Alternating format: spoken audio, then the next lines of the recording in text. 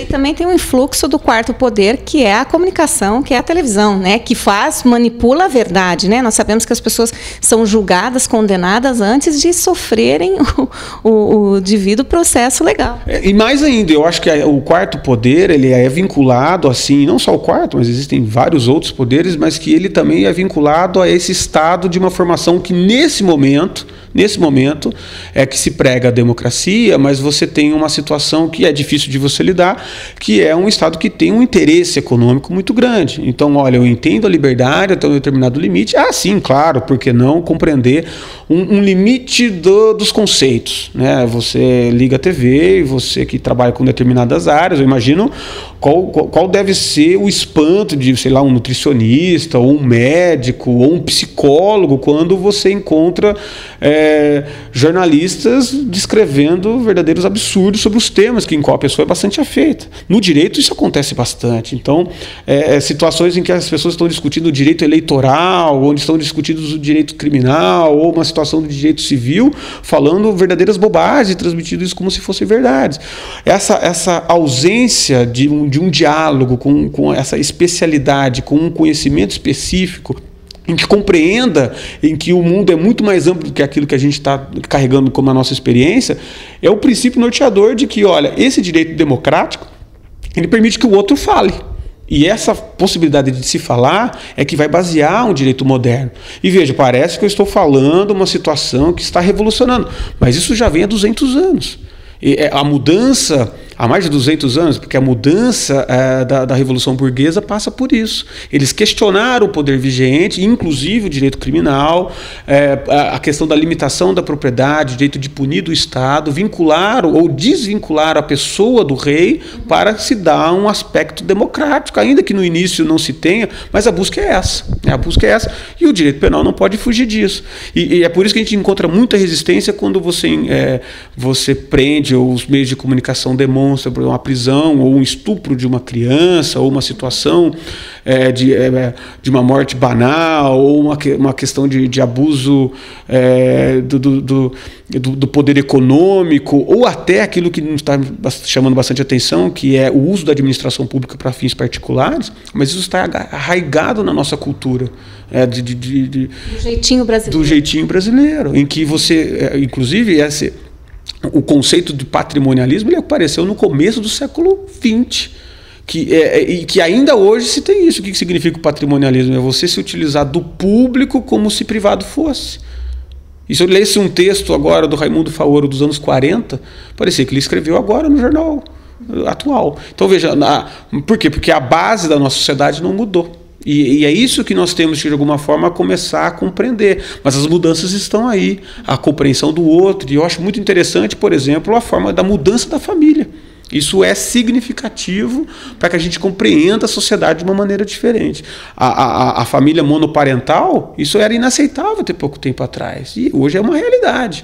O fato da mulher ter que trabalhar, mas ela ainda se sujeita a algumas características da venda do corpo, por exemplo, em que ela mesma, nessa questão da prostituição, ela é mesmo tida como uma questão de objeto. E a própria mulher faz isso. A garantia que ela teve do crescimento e a necessidade dessa garantia da sobrevivência através dela mesma fez com que aquilo, que uma das formas de crescimento fosse, por exemplo, o uso da prostituição, que parece ter ganhado um status sofisticado, o que antes era apenas uma situação secundária, terciária, quartenária. E hoje não, hoje é chique você dizer que, olha, eu faço uma prostituição de luxo porque eu ganho muito dinheiro.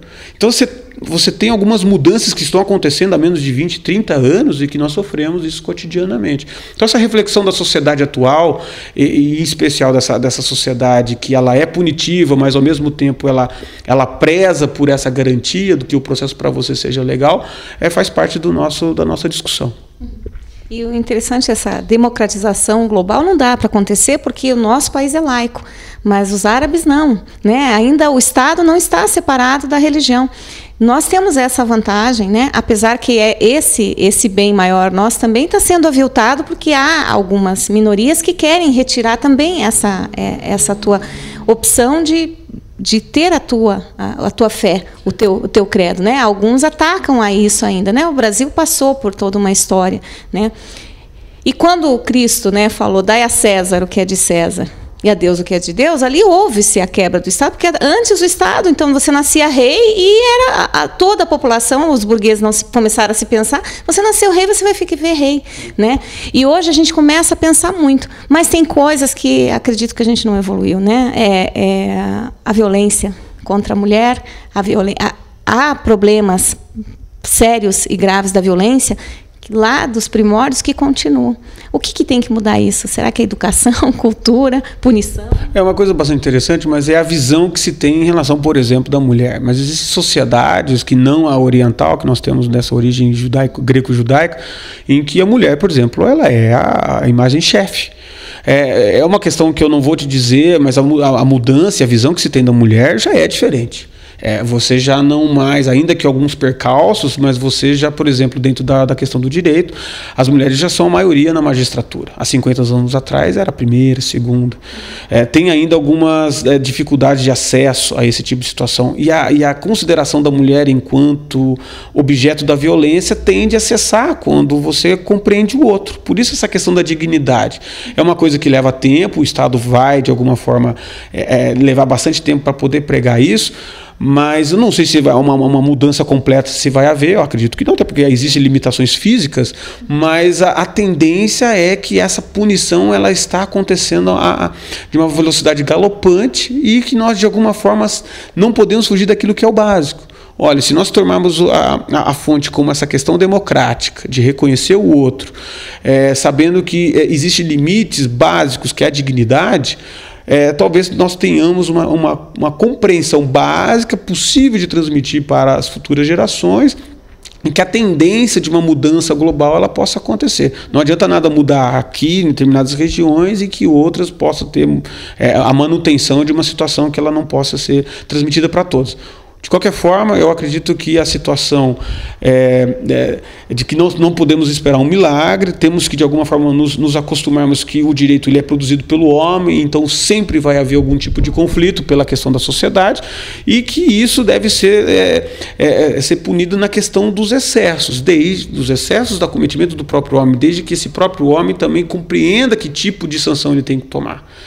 E se nós aqui, nós três que estamos aqui, nós de alguma forma ultrapassássemos determinados limites que não pudesse ser pelo menos o primeiro princípio básico, a respeitabilidade da tua integridade física, esse nosso diálogo não seria possível. Então começa daí.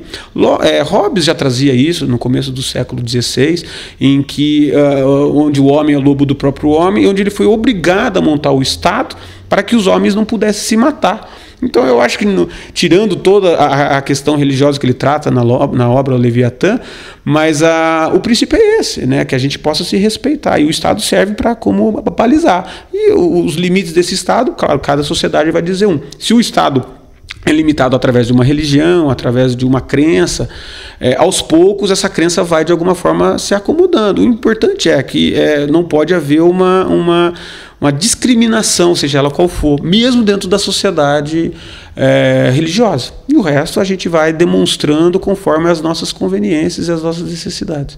Então fica fácil, né? Porque a gente vai permeando em todos os assuntos que nós falamos, mas chegamos ao princípio da dignidade humana. A gente não foge disso em qualquer ditame do direito, seja civil, penal, trabalhista, né? O princípio da dignidade humana.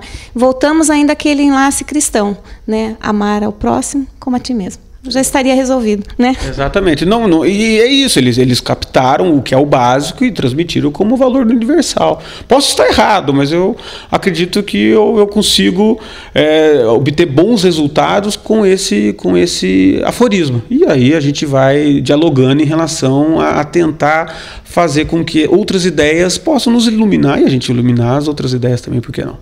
Legal. Então, iluminar ideias. Segundo o Congresso Cascavelense de Direito, essa pessoa que tem uma vasta compreensão do direito do mundo e principalmente da dignidade humana. É esse o tema, um dos temas que serão abordados, e eu tenho certeza que você participando, você vai ter um enriquecimento muito grande cultural. Aliás, educação e cultura é o único bem que ninguém pode nos tirar. Segundo o Congresso Cascavelense de Direito, temos a honra de ter a presença do Dr.